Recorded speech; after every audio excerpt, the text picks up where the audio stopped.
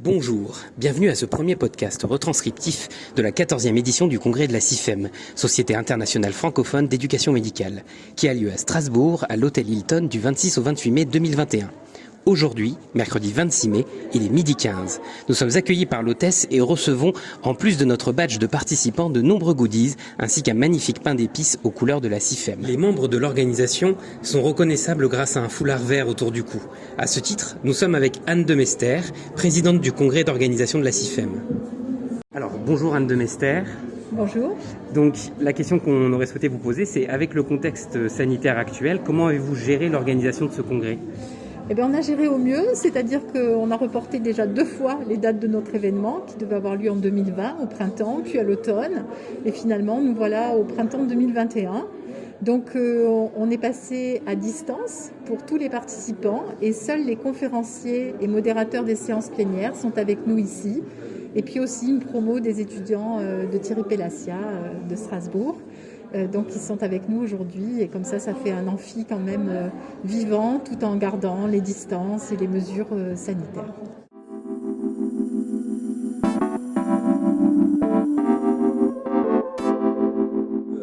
Le congrès de la CIFEM est toujours un temps important, c'est un temps d'échange de haut niveau entre des pédagogues passionnés et donc très souvent passionnants.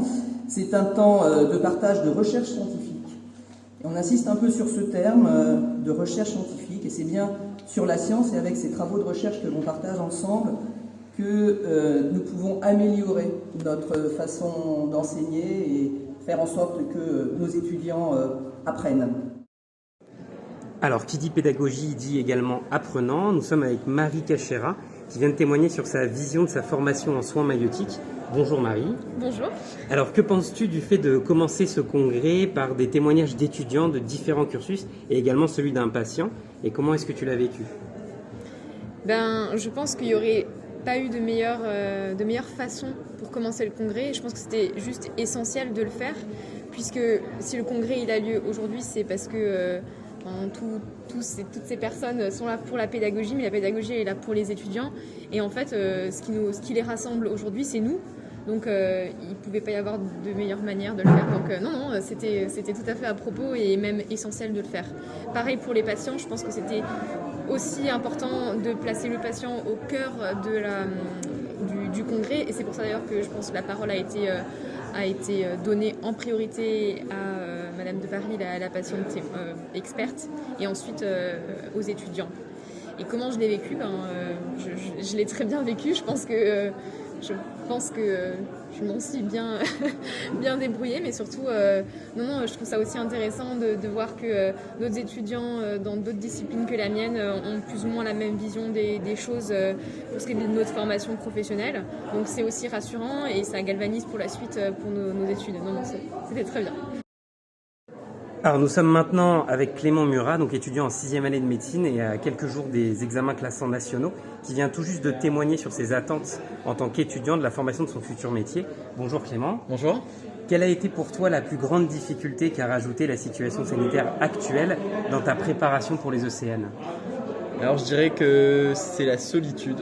On s'est retrouvés depuis 1 an et demi sans cours en présentiel, avec beaucoup de cours qui se faisaient par visio, si les cours avaient lieu, et chez nous, tout seul, sans bibliothèque, où ça a mis beaucoup de temps à réouvrir, avec beaucoup de stages qui ont été décalés, annulés. On nous a demandé de ne pas trop encombrer les couloirs de l'hôpital.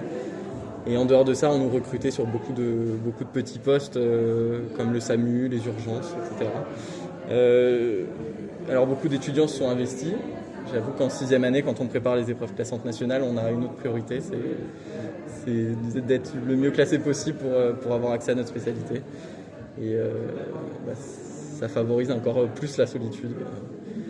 Donc on a pu ressentir durant cette dernière année.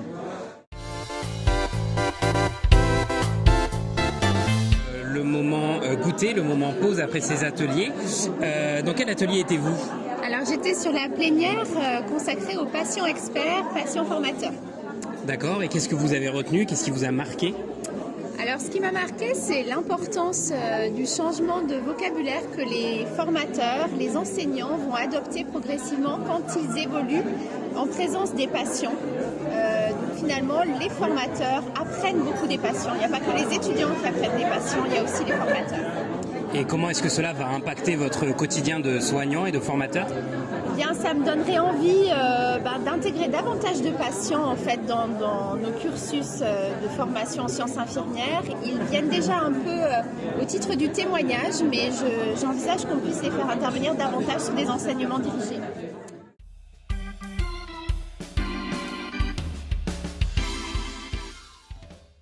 Il est 16h, c'est parti, c'est le lancement du Rallye des posters, un jeu concours avec différents prix, dont le prix du public qui sera remis vendredi à la fin du congrès. 16h30, c'est maintenant la place aux experts. Vont s'enchaîner le légendaire Jacques Tardif sur le concept de compétences, puis Baptiste Motte sur l'incertitude en médecine et enfin Mathieu Nendaz sur les grands mythes de l'éducation médicale. Alors, on est avec Carole Amsalem et on fait un retour donc sur la parole des experts, notamment sur la présentation de Mathieu Nendaz. Donc bonjour Carole. Bonjour. Est-ce qu'il y avait Je suis ravie parce que je suis entourée que de beaux garçons là. Alors, c'est un congrès génial, on revient à un congrès et en plus c'est galant. Est-ce qu'il y avait parmi les mythes évoqués par Mathieu un d'entre eux qui vous avait le plus marqué? Celui qui consiste à dire que quand on ne sait pas faire grand-chose, on fait de l'enseignement. Et pour moi, c'est tout l'inverse.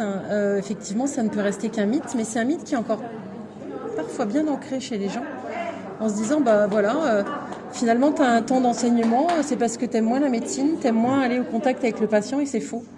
Vraiment, c'est quelque chose qu'il faut combattre, parce que le soin sert à l'enseignement sert aux soins.